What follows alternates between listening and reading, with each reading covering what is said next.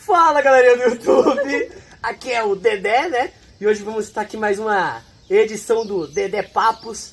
Hoje estou aqui com historiadores aqui da ética, né, antropólogos, para falar exatamente sobre a ética, né? Que hoje vamos falar, né? É algo defasado na sociedade de hoje, né? Ninguém hoje em dia tem ética, não tem moral, não tem honra hoje em dia, né? E eu quero ver a opinião desses estudiosos aqui hoje. Apresento vocês a Júlia, historiadora da ética. Fala pra eles aí. Oi, galerinha! Isso aí. Temos o Emanuel, filósofo, doutor em modernidade e pós-modernidade, né? Tudo bem? É, muito tempo livre, né, pra ser filósofo hoje em dia, né, colega? Isso aí. Temos o Juan, que ele é antropólogo da ética.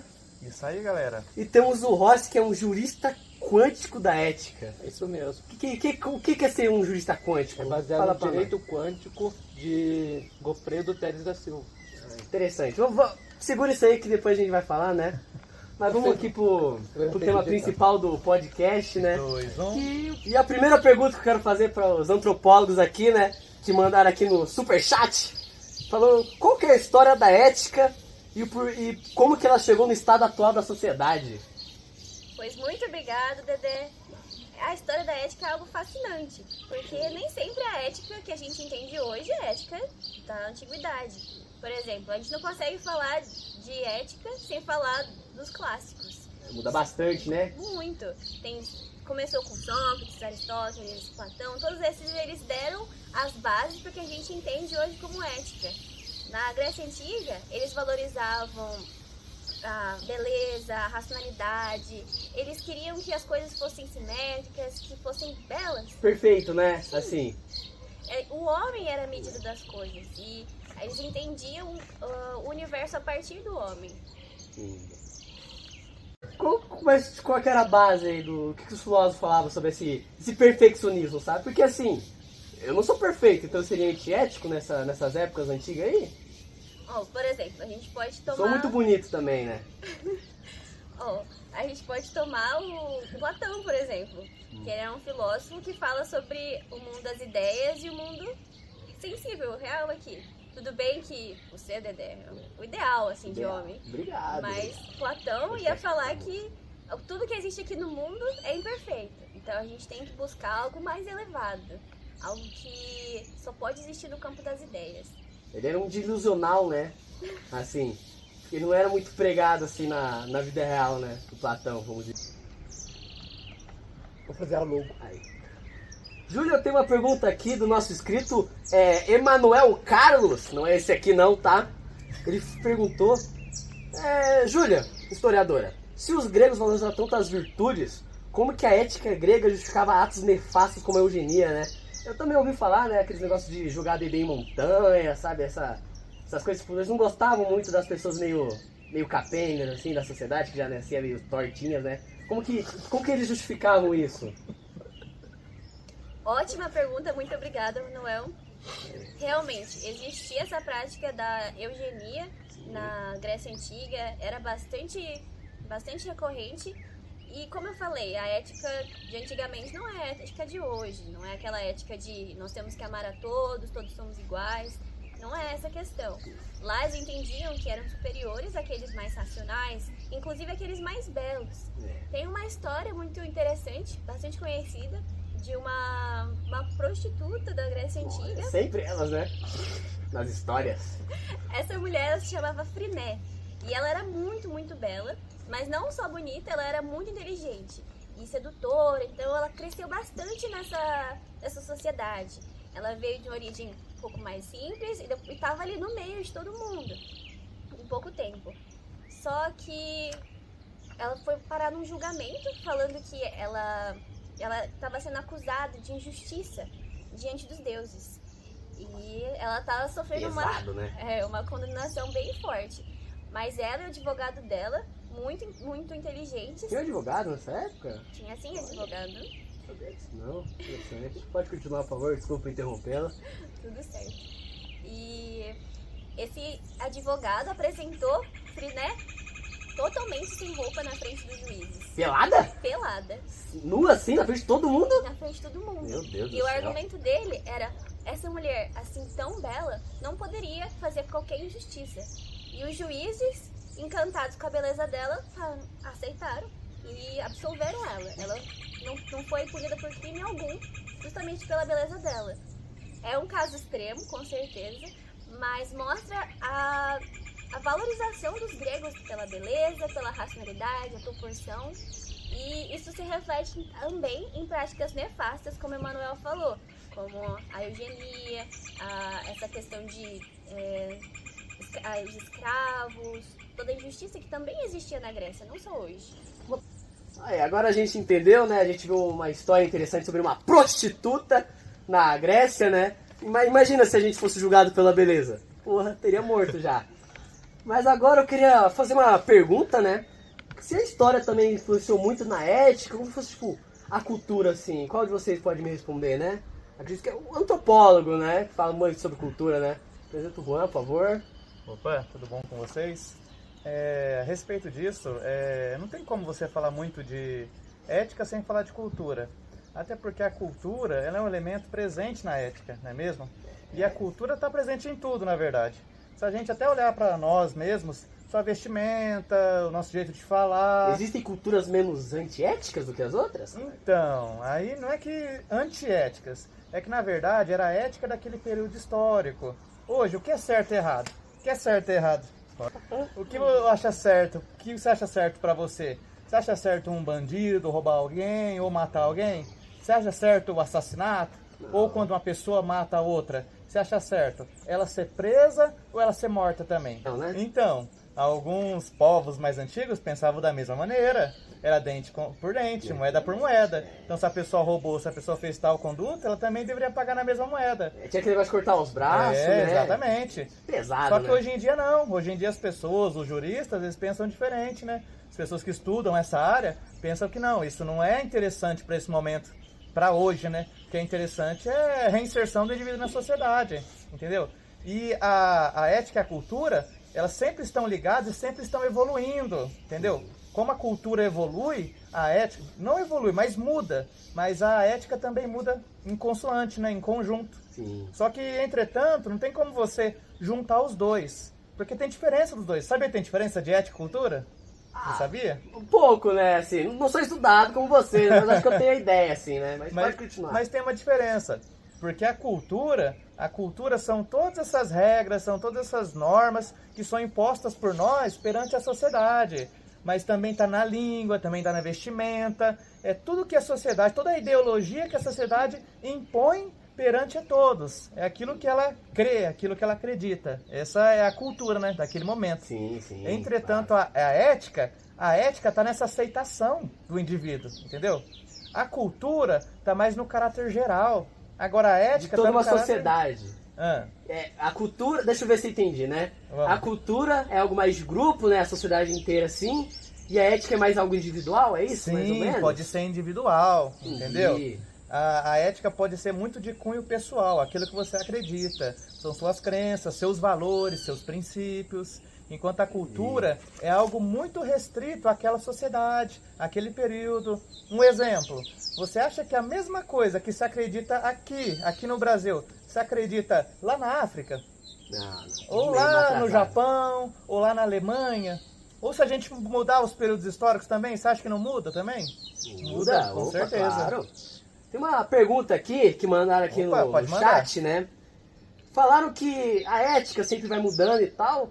Queria fazer essa pergunta, né? Tipo, a religião, sabe? Sempre teve coisas muito antiéticas na história, hoje em dia, né? Como que era visto pra eles antigamente, sabe? Tipo, essa coisa de escravidão. Hoje em dia é algo super antiético, né? Sim, a gente não sim. consegue imaginar a igreja hoje em dia defendendo a escravidão como defendeu antigamente, né? Aham. Como que explica isso aí? Então, como eu já disse um pouco, é bem como já frisado, né? A ética e a cultura sempre estão em transformações. E naquele período histórico era algo aceitável, era algo correto perante aquelas pessoas e principalmente perante a elite, né? Porque os menos favorecidos não achavam aquilo correto. É só a elite dominante que achava. Olha que interessante. Eles tinham que aceitar, né? Tinha que aceitar. Não podiam muito fazer naquela época, não sabiam ler, coitados. Aí tá vendo como a cultura das pessoas dominantes influencia nas pessoas que estão sendo dominadas? Percebe? Então a Percebe ética também foi muito fundamentada pelos menos favorecidos depois, né? Sim, hoje em dia, sim, sim, a gente pode falar. Hoje em dia é muito mais fácil da gente se expressar, Sim. de provar o que a gente quer, mostrar o que a gente quer, não é mesmo? Então, nesses atos mais vis, esses atos mais truculentos, era muito justificado naquela época, nesse sentido, porque aqueles que dominavam acreditavam dessa forma. Entendi, mas por que você acha que eles acreditavam nisso? Sabe por que eles acham que era certo essas coisas assim? Então, porque era o que convinha a eles, né? Aquilo que eles acreditavam, aquilo que favoreciam a eles, não é mesmo? Que nem a escravidão. A gente pode ver muito pelo lado econômico. Aquilo favorecia eles. Ou tanto no lado ideológico, que eles viam como inferior, se achavam superiores às outras pessoas. Infelizmente, até hoje em dia tem pessoas que se acham superiores às outras. Por isso que o racismo se perpetua até hoje. Ai, Muito interessante essa história, né? Eu também ouvi falar daquelas histórias lá na época de colégio, né? Que falava que também justificavam esse mercado escravo, né? Falando, pelo menos agora você é cristão, né? Então, assim, pelo menos você tá evangelizado, né? Há um ponto interessante que você citou. Obrigado. Você está vendo que até um grande elemento da cultura, a religião, você está vendo que até a religião, por muito tempo, foi usado para justificar a escravidão? Até mesmo muitos padres, muitos religiosos, na hora de se expor, né, a sua fala, eles tentavam justificar para os escravos que aquilo era uma atitude correta, que aquela atitude iria salvar eles, purificar seus pecados. Mas ao mesmo tempo também tinham religiosos, a um tempo posterior, que criticaram isso. Mas você percebe como o tempo influencia a cultura e influencia a ética? Interessante, ó, falou muito bem esse grande antropólogo, né? Mas agora eu quero dar uma paradinha para falar dos nossos patrocinadores, né? A gelateria Fiore d'Amore, patrocinando esse podcast sobre ética, né? Que é super ético interrompê-los para falar sobre patrocínio, né? Vamos falar a verdade, né? Muito obrigado, Juan, por dar a sua colaboração, né? Eu digo que você explicou muito bem para nós, leigos nesse assunto sobre ética, né? Cultural, assim, né? Explicou certinho sobre essa coisa da igreja, né? Eu quero ver aqui outras perguntas. Vamos ver o que o chat aqui tá falando, né? Joga pra mim. Aqui, ó. Aqui, ó. Fizeram uma pergunta. Olha, que bonitinho. Como a antropologia contribuiu para o estudo da ética? Fizeram uma pergunta, né? Vamos falar com o quietinho aqui na minha frente, né? O Dr. Rossi, jurista quântico de ética, né? Da ética, né? Fizeram uma pergunta aqui, ó. Como que a antropologia contribuiu para o estudo da ética? Sabe responder para nós, grande jurista? Aqui a gente pode analisar um autor muito famoso, Eduardo Bittar, que ele coloca várias questões envolvendo a antropologia cultural, que é um pouquinho problemática, como eu vou falar mais pra frente, mas tem uma análise até que interessante. Quando a gente pode definir cultura, segundo esse autor, como o registro coletivo das práticas humanas determinadas no tempo e no espaço. Aí como que entra a antropologia? A gente pode destacar que a antropologia é um estudo que não existe sem considerar o homem fora da sua cultura, origem, tradição e língua. Isso a gente pode destacar também uma visão de Cláudio Lévi-Strauss, que ele olha a cultura e o homem a partir da influência da nacionalidade, da condição humana. Também a gente pode pensar, em relação à cultura, que é a partir das atividades humanas que existe uma materialização, uma concretização na significação social existencial. Então, diante de todos esses processos, a gente pode ver que a antropologia e a cultura estão extremamente ligadas. Mas vale lembrar que os direitos humanos seriam um universalismo e com a antropologia seria um relativismo. Então a gente pode relacionar tanto os direitos humanos como a antropologia com a cultura. A ideia do direito à diferença e também o direito à igualdade, né? Todos são diferentes, mas todos são iguais também. Explica essa coisa aí de todos são diferentes, mas todos são iguais. Eu não entendi muito bem isso aí. Bom, você consegue falar pra nós certinho, doutor? Bom, a gente tem o direito à igualdade, que é um direito clássico que vem direto da Revolução Francesa, que é a igualdade dos direitos, então todos têm seus direitos, todos têm acesso a determinados bens públicos, mas também tem direito à diferença. E, por exemplo, quando uma pessoa tem menos acessibilidade financeira, por exemplo, ela tem direito à diferença porque ela tem que ter acessibilidade garantida pelo Estado. Então tem uma equidade. As pessoas são diferentes, mas têm que ser colocadas com direitos iguais. Então tem o direito à diferença com o direito à igualdade. Ó, falou lindo, né? Mas uma pergunta que tá todo mundo se perguntando, o que é ser um jurista quântico? Eu nunca ouvi falar isso no meio do direito, né? Eu sou bacharel em direito também, né? Não quer falar, eu nunca escutei isso aí na minha faculdade da PUC. Bom, a gente pode analisar o direito quântico como algo que fala da dialeticidade entre a luz como sendo uma onda e partícula ao mesmo tempo e relacionar isso com a sociedade e com o direito.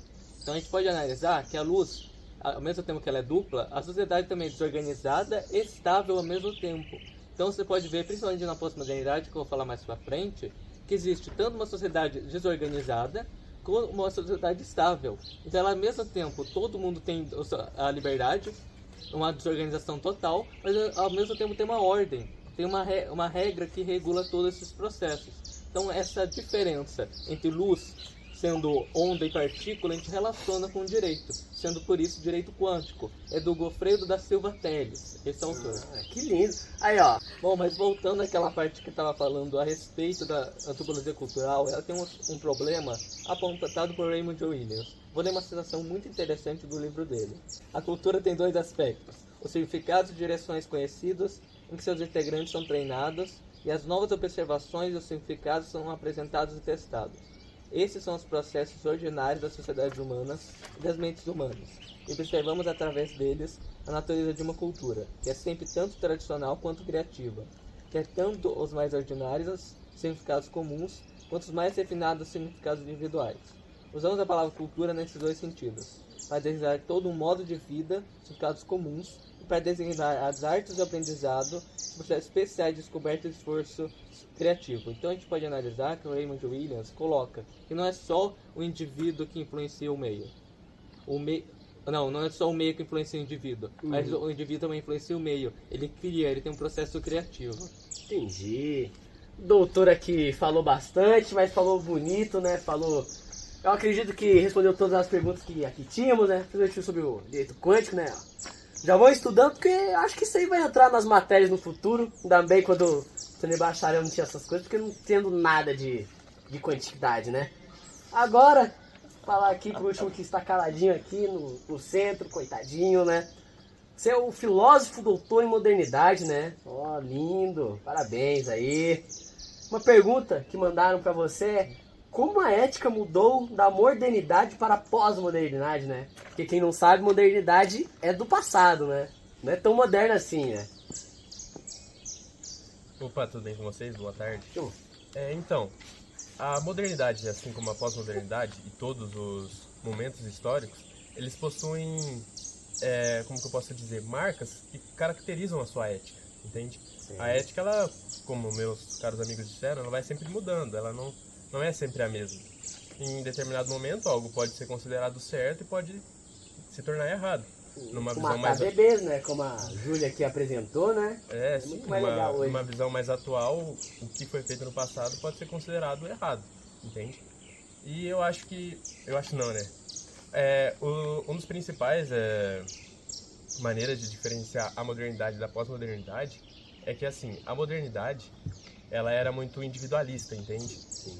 Incentivava muito o acúmulo capitalista, a competição, era muito mais radical, entende?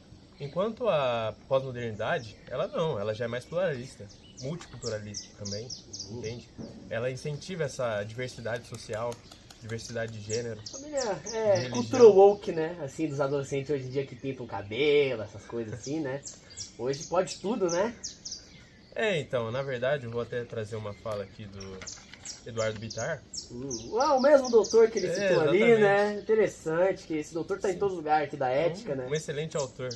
Ele vai dizer o seguinte: o fluxo das ideias e ideologias navega entre qualquer tipo de coisa, pois tudo é espantosamente aceitável, nada é proibido. Tudo pode ser experimentado, tudo é válido, não importa o que seja, nada é definitivamente certo nem errado, pois tudo é relativo ou relativizável. Entende? Ele critica isso de quando se abre uma margem pro plural para tudo, nem tudo vai ser certo, entende? Sim, Isso não tem que, sim, né, haver uma diversidade cultural, mas também tem que haver limites. Essa é a ideia que ele tenta trazer. Pra você, doutor, perguntaram aqui, né? Mas não vou ler, não. Esse individualismo permitiu alguns abusos de poder, assim, sabe? Como você falou aí, que as pessoas são muito individualistas hoje em dia, né? Sim, não, Então, na modernidade, cara, por ter esse viés muito individualista, também muito radical, abriu margem, sabe, para pensamentos como o próprio totalitarismo, né? Sim. O que a gente viu muito na própria Alemanha, de Adolf Hitler. Nazista, né? Isso, exatamente. Então, sabe, essa individualidade, essa radicalidade abriu margem para esses pensamentos. E é como a gente disse, não é? No passado, isso ainda, na Alemanha, isso era considerado ético no período, entende? Mas é algo que, nossa... Não é muito legal hoje em dia, né, colega? Assim, a Alemanha praticou muitos abusos, né? Não, sim. Foi horrorosa, né? Não tinha ética, né?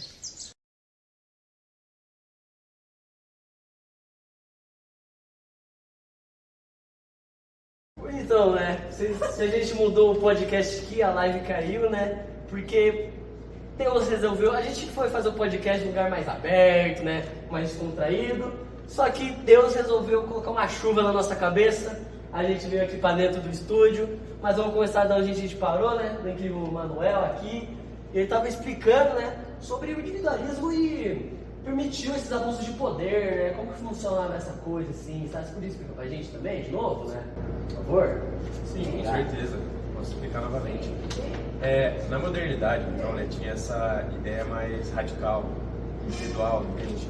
Onde trazia uma ideia de razão total, uma razão absoluta. Isso permitiu, por exemplo, na Alemanha, o Estado nazista, entende? Então, o que a gente pode concluir com isso, entende? Bom, e nesse Estado totalitário, então, a gente vê a ausência da ética, né?